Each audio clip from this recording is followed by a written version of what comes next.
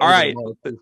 Big East play. There was a very controversial finish tonight, or at least it sounded controversial at first.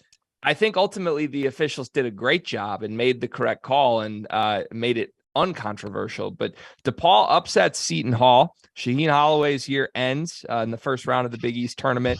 There was the block at the buzzer that was originally ruled a goaltend. They went to review. It appeared Seton Hall had won the game on the goaltend call at the buzzer. They overturn it. It's a clean block.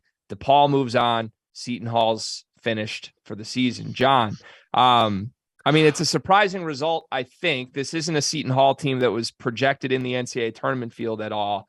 But still, DePaul has been one of the few teams in the Big East that people this year have been able to sort of mark off as a W. Are you shocked by this result at all? Yeah. Shout out to Bet Rivers. I also took this game, and I lose sometimes as well. So when Seton Hall is up 5, right, you're thinking, okay, they're going to at least cover maybe. And then all of a sudden, turnover. It's losing that game is, I don't know how they, you see Shaheen Holloway's face, like he was like shocked. Like he couldn't even, like, you're up 5 or 40 seconds, 30 seconds left, and you end up losing the game. DePaul was playing with nothing to lose. The big 3, to close the game to 2, the turnover, the block. Everything went wrong for Seton Hall, but they should have won that game. And that's just the lesson that they'll learn next year. And Holloway will have to kind of teach his guys, hey, it's not over till it's over. But DePaul to keep fighting, that's what college basketball is, what it is, man. It was fun to watch. It was a fun game. DePaul's got some athletes. They've got some guys over there. So they've got talent. I called a few of their games great. Like they have talent. Javen Johnson's a talented dude. Yep. Umoja Gibson can score. Like he can shoot the ball. Getting Nick Ungenda back, like he hasn't played all season. Really, he played like the last 5 games or something.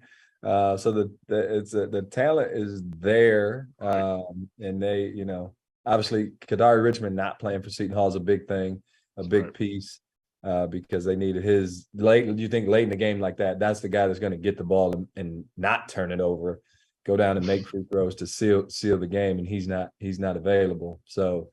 But yeah, I could see the look on Shaheen's face, and Shah's a good friend, and it was like, come on. Yeah, man. But the rest of the officials, I'll say the officials did a phenomenal job. They're going to call goaltend, because if they call it a block, there's no review. So they happened on the Butler Xavier game in Hinkle, a similar situation. Butler was going in for a layup. There was a block off the rim. They're going to call goaltend that allows them to go to the monitor to get it right. And so that was the right thing to do by the officials.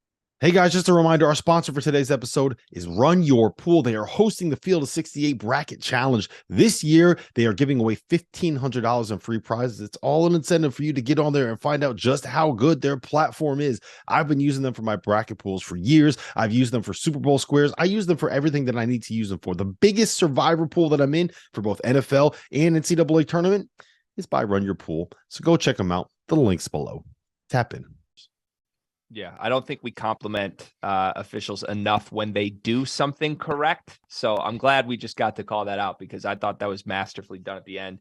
And ultimately, we do get the picture of Shaheen where they cut right to his face. Shout out to the producer who knew right to get the zoom in of Shah right when the game ends. His face was just classic, man. He couldn't help but smile at the way that ended. So that will not be the last we hear from Shaheen Holloway at Seton Hall. Year 1 is in the books, but I have a feeling he's going to build some more momentum there, and we will see him back in the NCAA tournament sooner rather than later. Let's go to one other Big East game before we get to the afters here. Villanova dominant tonight against Georgetown. I've spent my last 4 shows on After Dark asking whoever's on the show with me if they're really getting suckered into the Villanova mystique, if they're really buying this team that's been pretty mediocre all season long, and now they're going to make a run. LaValle Jordan, you know this conference better than anyone in this network. I need a definitive statement from you. Is this going to happen with Villanova? Are they going to do this? Are they going to get to the Big East final, and then when they get there, it's anybody's guess if they win or lose? I won't be the one to sit here and say they're not, because they've got 3 guys that have been there. They're seniors. Caleb Daniels has to play better. So they have Creighton tomorrow, but Justin Moore's playing like the hourglass effect is setting in, right? The sand's running out, and you could see the way he came out of the gates, and he just set the tone. Like, he didn't score much after that, but it was a tone-setting statement out of the gates. We're here, him and Dixon and Daniels, and then Cam Whitmore has been playing efficient, which is scary, John. Like, he was inefficient early, coming back off the thumb or the wrist, the injury, trying to prove how good he was. And then Justin Moore wasn't by his side to be able to help him. So he was trying to do too much. But now he's an efficient basketball player, which is scary.